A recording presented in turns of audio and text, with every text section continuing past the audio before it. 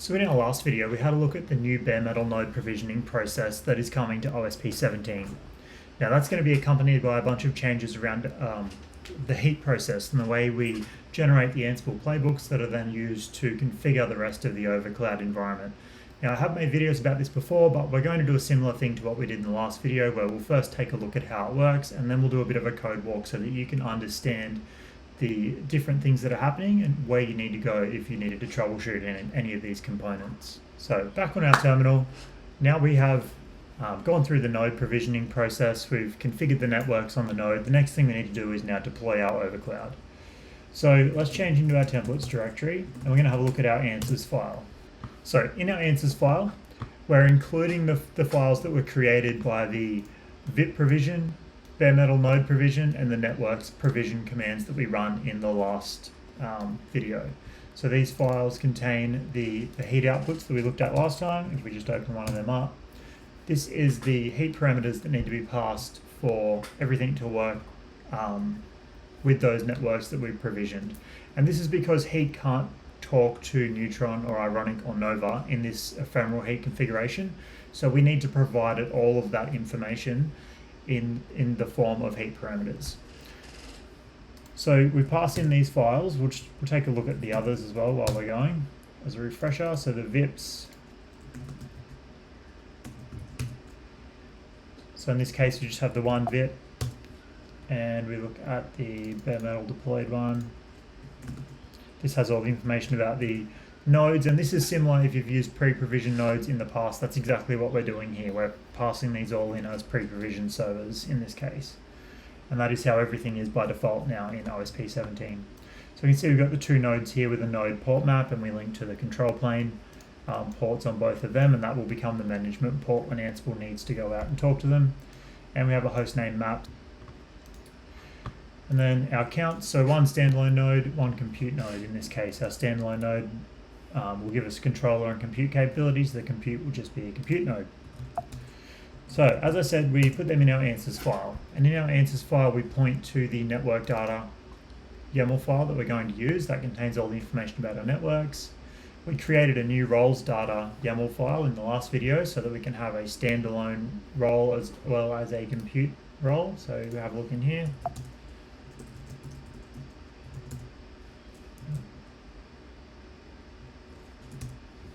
So we can see there we've got standalone and compute. And then we're just passing in the deployed server environment, because as I said, it's a deployed server environment now. And also the network environment YAML file, which will give us some of the defaults that are defined there. And just the containers image prepare as well, so that it knows where to get those container images from during the deployment. So at this point we have everything we need, so we can run overcloud deploy. So first thing we want to do is oscloud undercloud, because we're working with the undercloud. Then openstack overcloud deploy -- deployed server. We're going to disable validations and pass it in our answers YAML file. I might just also add stack only, because we don't care about the actual Ansible part of it. We just want to look at the ephemeral heat component.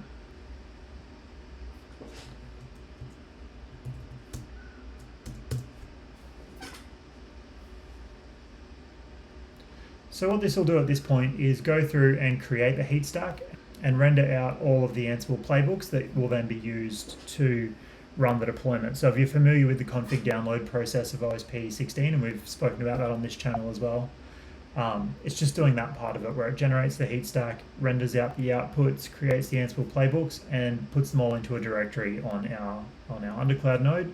And from there, we just directly execute the Ansible playbook command. Now we don't use Mistral anymore in OSP 17.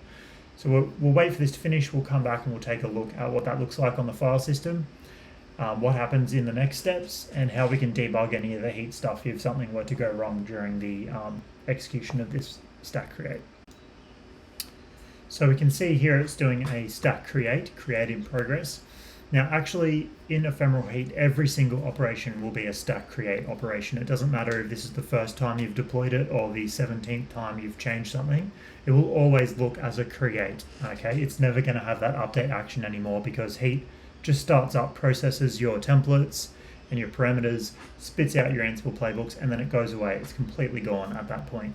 There is a way we can restore the database and have a look at things and do some debugging, but in general, it's going to be a create operation, and if it's an update, then something's gone wrong. So yeah, that's just to set your expectations that you will no longer be expecting to see update in progress during this step here. Okay, so that's finished there now. We can see here on the screen, we killed the Ephemeral Heat pod. We created a backup of the Heat database and we stored that in a tar file.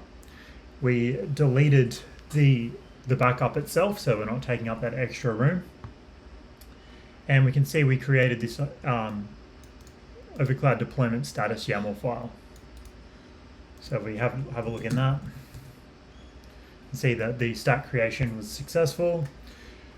What have we actually got on the node now though? So if we have a look in our home directory, we have this config download directory. So let's take a look at config download. So we can see that is a symlink from home stack overcloud deploy overcloud config download overcloud. So let's have a look in the overcloud deploy directory. We have overcloud because that's the name of our stack, and in here. So this is where we're going to find everything that's needed now to deploy the overcloud. We can see we have this Heat launcher directory. So we have a look in Heat launcher. This is where our databases are. This is where all the information relevant to Heat is. But if I try and do something like OpenStack stack list, you can see there's no orchestration service in the region. There's no orchestration service registered with Keystone there. So we do OpenStack endpoint list. This is all we have. We don't have Heat. We don't have the orchestration service. So, like, how would we interact with Heat if we needed to? Let's take a look at that. So we have this OpenStack tripleo launch Heat command, and we can do -- restore DB, and that will restore the backup from our database and give us a way to interact with Heat. So let's take a look at what this does now. Okay, so it's restored the database, and we can see that it wrote to our Clouds YAML file. So let's take a look at our Clouds YAML file. So we have undercloud, overcloud, and we have this Heat one now. So let's try and export OS cloud equals Heat and OpenStack stack list. So there it is. Now we can see that Heat stack.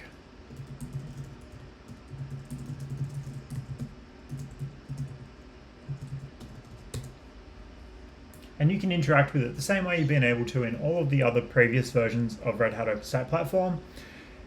It's just you don't need to. You know, if everything works and nothing fails, you don't need to look at this. You know, you're never going to be in a situation where there are remnants from a previous deployment that now need to be fixed in the Heat database, because this is created from scratch each and every time. Just gives you a way to interface with it in case you do need to debug something. Maybe you have a custom template you're trying to include, things aren't quite working how you expect. This gives you a way to then interact with Heat the way that you traditionally would, and hopefully that makes it a little bit easier to make this transition. So I don't need that in this case, so let's keep looking at what else we have. So we'll cd into this Heat launcher directory. Now in here we can see we have a log directory. And in the log directory, this is all the information that we get from Heat. So this is handy if we need to look at some kind of debug log. We can see that debug is enabled. So we go to the bottom of this file. So we can get all the debug logs from this file. If you need to debug something, if there's some error that's coming up, then this is where it will be. It'll be in this log file, and it's quite easy to find things when they do go wrong. So if for whatever reason it fails during that set and says stack creation has failed, then this is where you'll come to have a look at those logs. So what else do we have other than that? We know where the logs are. We can see where the database backup itself is. This is the actual database backup if we wanted to restore that for any reason.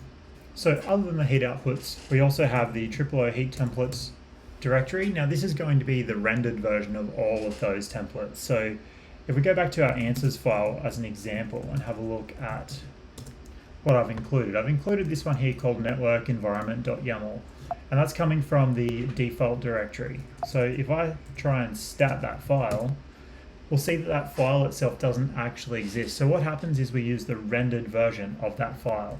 So if we have a look here instead, we can see there's a j2.yaml, and that one does exist. So this goes through and renders out in Jinja 2 format all of the different stuff that we need to deploy our environment. So it's going to go through and render each of these sections. Now, if you want to see the rendered versions of that, we used to provide we still do, we provide a Python script that will render it for you, but now during the overcloud deployment, it will render it and put it into this overcloud deploy directory. So we can see here that we have environment, network, environment.yaml. So here's the rendered version of that file. And then this also just makes it a bit easier to debug things because you're getting the rendered outputs, and it can sometimes be a bit confusing to understand what's actually going to happen when those templates are rendered prior to the deployment. So this makes it a little bit easier to debug that side of things.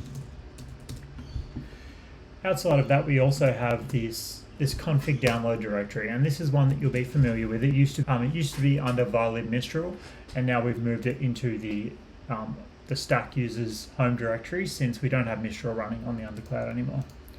So in this overcloud directory, there's a whole bunch of Ansible playbooks here. Now these are the playbooks that are used to deploy the overcloud. But we also drop a bash script here just so you can rerun the bash script, and that will run the Ansible playbook command without doing all of the heat stuff as well. But in general, what's in this directory is a bunch of playbooks that are rendered from tripleo-heat templates, and they're dropped in here. We can see we have group vars, for example. So in this group vars directory, we have variables relevant to the different roles that we're deploying.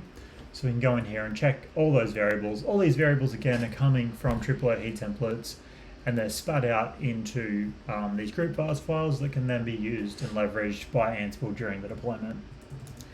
So that's everything in that overcloud deploy directory.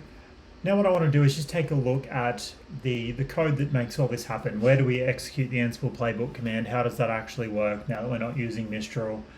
What happens with heat, etc., etc. So I'm going to change to root, cd to user lib python site packages. Okay, so in tripleo client, in the v1 directory, we have overcloud deploy. So we take a look at overcloud deploy. Okay, so in our overcloud deploy command, we can see we have the class here called deploy overcloud. So the first thing that happens is we come down, look at this take action sections. This is where we enter into this file. Okay, so we do some basic checking for things.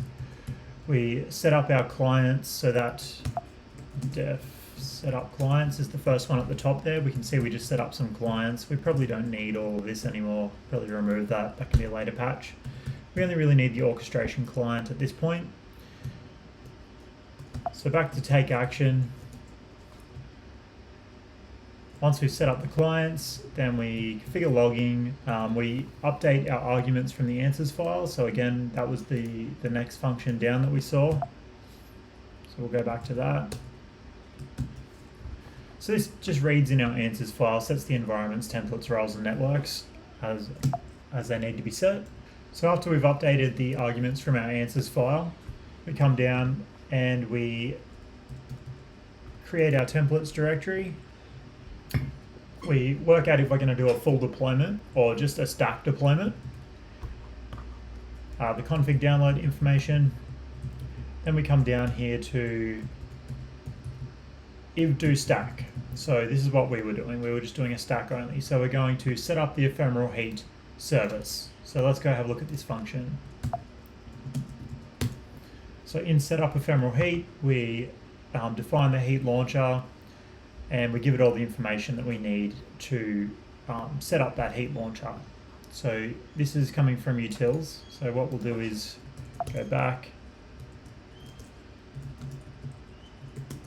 utils, and we search for this function. So here it is here. So this just goes through and creates the heat pod. So heat launcher, heat pod launcher. We can go find that.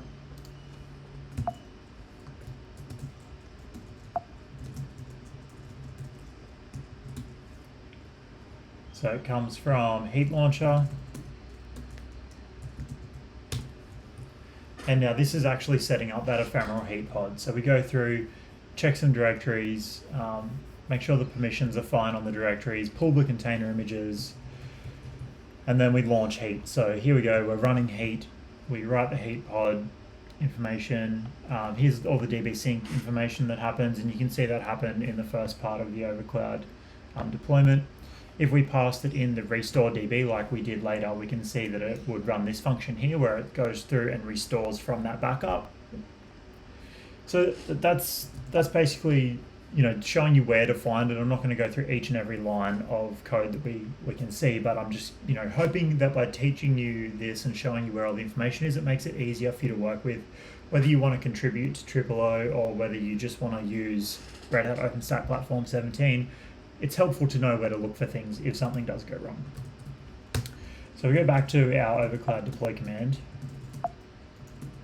and we'll keep walking through this one.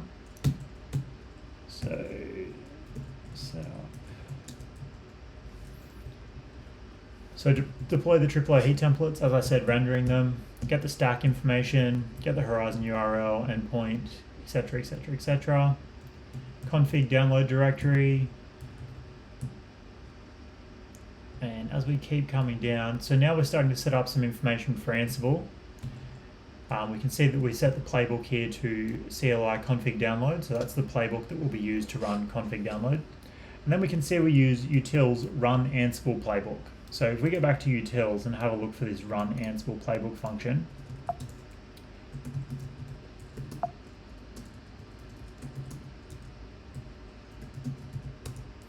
we can see that it's the same function that was being executed when we were provisioning the nodes. This is what we've already looked at this point. So we're just running the same function with a different playbook now. So as we scroll down here, and I'll just set line numbers so that it's easier for people to follow along with.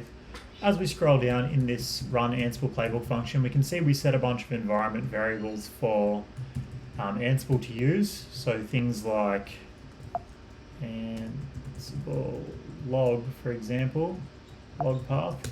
We can see we're setting to the home directory and Ansible log. So we know that if we want to find where that log file is, it'll be in home stack, and then there'll be an Ansible log file, and that's where we can find that information. So we go through, we set a bunch of information there for Ansible, and then we come down to Ansible runner, and we actually execute the Ansible playbook at this point. Now, if we include the reproduce command, which we do by default with overcloud deploy, we will go and create this Ansible playbook command.sh script, and we can see here we write a bunch of information to it. So we go through with our key values from the environment variables that we set up there before, and we write them all out to that Ansible playbook command.sh file. So when you open it, you'll see there's a whole bunch of environment variables, and then down the bottom is an Ansible playbook command. So that's all that does. It goes through, sets up that information, and then executes the Ansible playbooks at that point to do the config download. So let's go back to overcloud deploy. Download. So here in this finally section, so regardless of what happens in that try block, we will execute this where we stop ephemeral heat, kill ephemeral heat, and remove the directory. Now, if we are going to actually execute the deployment, then we're going to end up in this section here where we have deployment config download. So let's take a look at what deployment config download is. So what we want to do is just search for deployment and see what deployment equals. So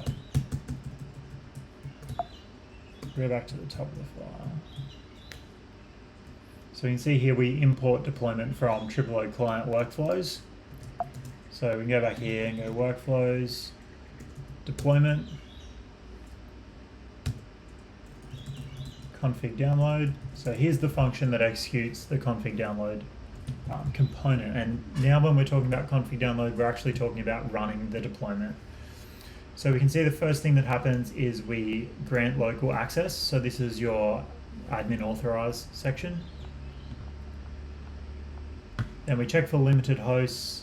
And then we come down and you can see here again, we're using utils run Ansible playbooks. That's what we've already looked at. Goes through, executes that at this point, and then snapshots the directories. This is where we set up a Git repository in that directory. So we go back. Okay, so now we're in home stack, overcloud deploy, overcloud config download, overcloud, and if we do git log here, we can see that there are commits in this Git repo. So as you change things in your templates, if you change a parameter for CPU pinning or some kind of Nova thing or Neutron, you run your deployment and then you're like, oh, that didn't work how I expected. Then you can do a git log, and you can do, a git show on the commits, just normal git commands, and you can see what's actually changed. So, this deploy identifier changes each time because it's using our time. But if you keep going down, you might find things that would change that you didn't expect, or just additional information that might be helpful for you while you're debugging this. So having a Git repo, I think, is super helpful there. And remember, I know that's a really long directory, but remember we also have the config download directory.